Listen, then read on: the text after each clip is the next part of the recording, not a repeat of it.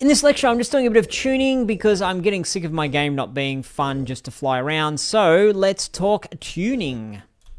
I mentioned in the last lecture that I'm starting to feel the pain of, my game doesn't feel very good. So now's a great time for us to do some tuning. And I'd like for you to do that first before I show you what I'm doing with my tuning. So I've got a challenge for you. That's to tune your game so that it feels good.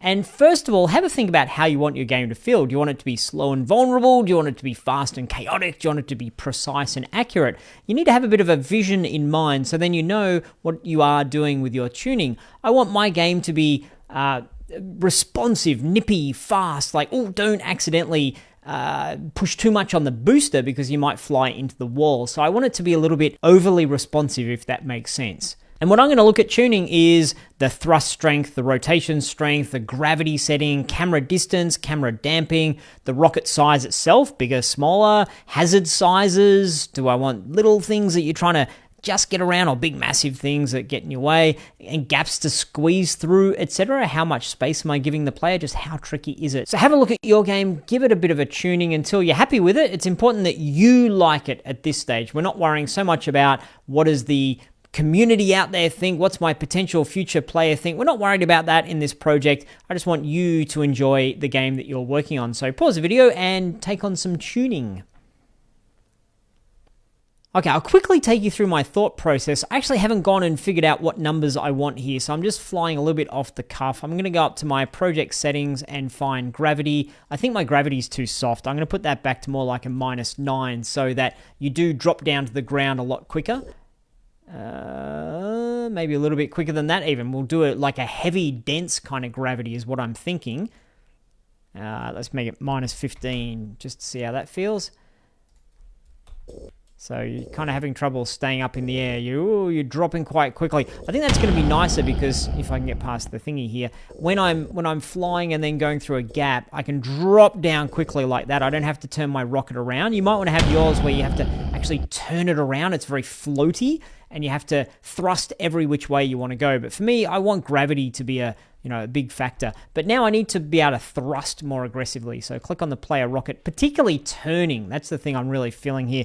Let's put turning up to 400 just to see. That might be too much, but that is too much. Genuinely, I hadn't played around with that before we started this lecture, so I didn't know what 400 was going to be like. Okay, it feels a little bit artificial, doesn't it? It's like nothing can turn that quickly, so maybe 150. I just want it to be faster than it was before. That's not too bad. It still feels a little bit frustrating is not the right word, but a little bit scary that I can't quite be as responsive as I want. And you know what? My vision was responsiveness. So let's play down that angle a little bit further. We'll go up to 190. If I can get over my thingy. I want a little bit of, I'm going too fast. I need to turn around, but I want it so that you can't turn around super quickly. So that's feeling better, I think. I like it. I do feel like my camera's not in the right spot. So let's look at camera now. Let us see in here. So I'm going to look at Cinemachine. So I clicked on my Cinemachine camera and the damping and offset. I'm going to make my damping a little bit less as well. 0.5, 0.5, 0.5. Actually, I'll click on my game window here so I can see what I'm actually doing here. I'll just drag instead of... I think I need to have it up a little bit, the whole camera, and so I think that's on the Y. One of my settings is not right. Dead zone, screen position, is that the one that's not quite right? Yeah, I think the screen position, because now that I've been playing my game a little bit, I do need to see at the top and at the bottom and the sides in equal amount. I don't want to skew it in one particular direction, up or down. So I'm going to put that to 0. I'll put this to 0 as well. I don't need to sort of see forward to the right, although that was a pretty tiny number. Dead zone, that's where I can fly around without the camera moving at all. And I have a little bit of dead zone just so it feels like there's a bit of buffer, but I want it to be fairly responsive, as I was saying, with my vision. And then the hard limits. Yeah, I'll put the hard limits just a little bit beyond. So the dead zone, it doesn't move at all. And in this area between the blue and the red, there's going to be a little bit of softness to it. So I think that's what's been annoying me, is that the hard limits have been too far out. So I'm going to have them in a little bit more so I can't sort of get away from it, if that makes sense. So let's play that and just see how it feels. You can see what's going on there.